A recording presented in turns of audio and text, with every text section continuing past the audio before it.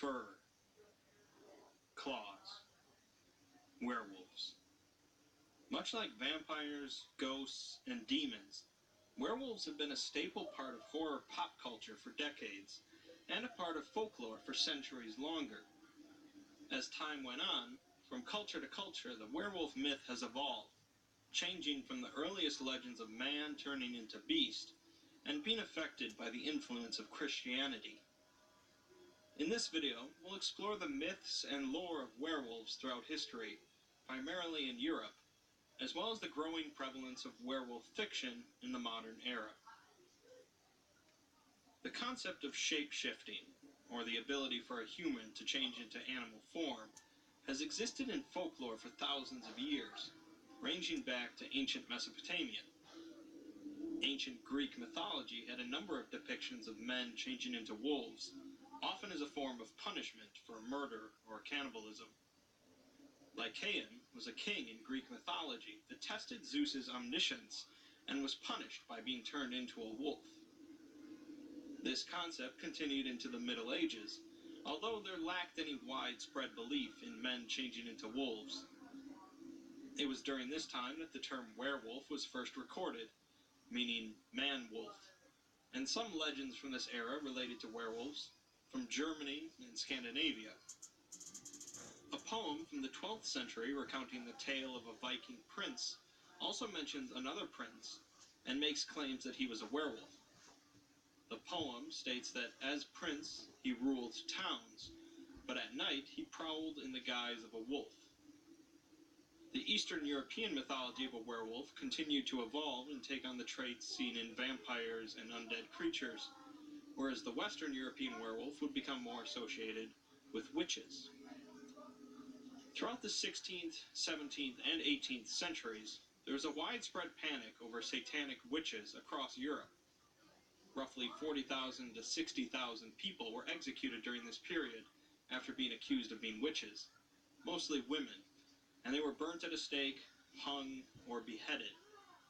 A small part of these witch trials involved the concept of lycanthropy, changing into a wolf, combined with accusations of wolf charming and wolf riding. Werewolf accusations would be most common in Estonia, and belief in werewolves would be widespread amongst the peasantry there. People were also accused of turning into bears as well as wolves. There were a number of accounts of accusations and trials related to werewolves in France and Switzerland in the early 1600s, generally involving some connection with Satan and working against the Catholic Church. Some died under torture before they could confess, while others confessed to a number of deeds, including the killing and eating of their own children. Like much of Europe, however, these trials were mostly about witchcraft, with shape-shifting being just a small part of that. Belief in werewolves in some parts of Europe began to fade during the 17th century, but continued throughout Germany well into the 18th century. In the French region of Gévaudan during the 1760s, a beast or group of beasts of some type caused a large number of attacks, killing somewhere between 60 and over 100 adults and children throughout the province. Common descriptions at the time relate to some form of large wolf with red fur, and due to the frequency of attacks, some suspected a group of creatures. Superstition began to spread, attributing a number of supernatural elements to the attacks, but the most likely cause was a pack of large, feral wolves. After a number of deaths, the news came to the attention of Louis XV, who sent professional wolf hunters to the region. Despite this, the attacks continued for another 2 years before a number of very large wolves were killed, ending the panic. A number of stories and recounts throughout the years have involved the concept of a werewolf or other supernatural beast. Wolf attacks in general were fairly common throughout Europe, and so fear and superstition regarding them was inevitable. Like vampires, the myths regarding werewolves varied wildly from place to place and time to time. The transformation could be something that occurs every night, week, month, or is a permanent transformation. The creature could be a human that transformed, or it could be a person's soul, or not even the person itself, but an animal spirit connected to a person. Many believe believed that if a person was a werewolf, they would display signs while in their normal human forms. Again, these vary wildly between cultures, from a person having a unibrow, bristles under their tongue, curved fingernails, or if you cut them, they would have fur underneath the wound. Most myths of werewolves envision them as appearing as larger wolves with human eyes and voices, and occasionally lacking a tail, although the concept of the walking werewolf was not unheard of either.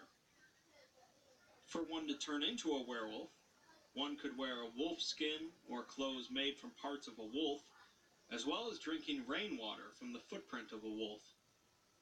Magical salves and specially prepared concoctions could also be involved, and there was some belief in the idea of sleeping outside on a summer night underneath a full moon.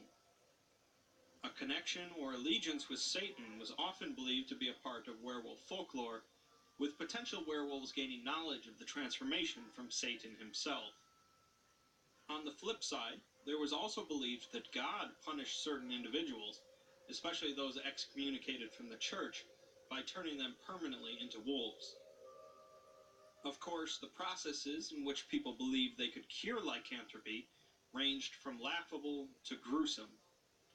Danish folklore believed by merely scolding a werewolf you could cure them, and some Germans believed you could cure someone by addressing them 3 times with their Christian name. Some believed a cure involved striking the individual on the forehead or scalp with a knife, or even piercing their hands with nails.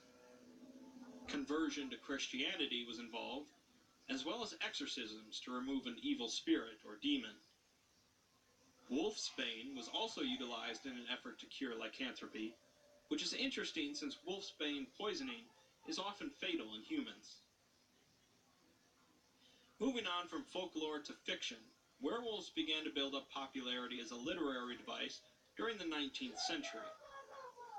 A number of these stories featured a connection to Satan, and one story would also feature a female werewolf that would seduce male victims before transforming to devour them.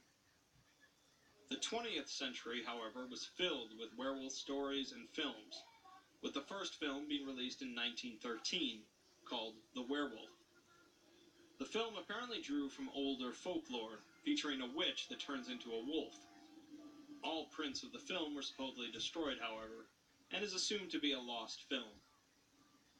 In 1933, The Werewolf of Paris was released as a horror novel, featuring the tale of a man who occasionally turns into a wolf at night to feed, and his activities during the Franco-Prussian War in the 1870s.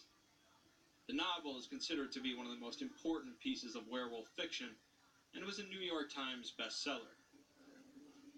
The film Werewolf of London was released in 1935 by Universal Pictures, featuring the first anthropomorphic werewolf on screen. The film involves a botanist who is bit by a werewolf in Tibet, and he himself turns into a werewolf under the light of a full moon. The film wasn't a massive success, however, and instead 1941's The Wolf Man, starring Lon Chaney Jr., would be the film to put the common image of a werewolf into the public conscience. The film involves many of the traits of werewolves seen in various stories and myths, but interestingly does not fully incorporate the idea of a werewolf transforming under a full moon. Future movies in the series would involve this concept, leading to its common use in pop culture. The film would, however, utilize the concept of a weakness to silver, which was a recent addition to werewolf mythology as writers began adding it to the legend of the Beast of Gévaudan. Universal would capitalize on the Wolfman series much like they did with Dracula and Frankenstein, making a number of sequels and making the werewolf a common horror staple. Writers began taking a more sympathetic look at werewolves and those that become them, and also showcased a connection between humans and nature. 1981 would see the release of 2 notable werewolf films, The Howling and An American Werewolf in London. The Howling would go on to have 7 sequels, and An American Werewolf in London was critically acclaimed and developed into a cult classic. Teen Wolf in 1985, starring Michael J. Fox, featured a far more comedic and lighthearted approach to lycanthropy, and a number of films and shows would combine werewolves or the Wolfman with other horror icons, such as 1987's The Monster Squad. The 1990s saw only a few werewolf-related media, while the turn of the century featured a resurgence in films and TV shows, including Ginger Snaps, Dog Soldiers, the Underworld series, as well as a remake of The Wolfman. In video games, werewolves are often seen alongside vampires, and are generally found as enemies, although occasionally the protagonist features the ability to transform into a wolf or werewolf. Notable examples of werewolves in games are the Elder Scrolls series, the Witcher series, and the Castlevania series. Overall, werewolves haven't enjoyed quite the same level of popularity as other horror icons, such as vampires or zombies.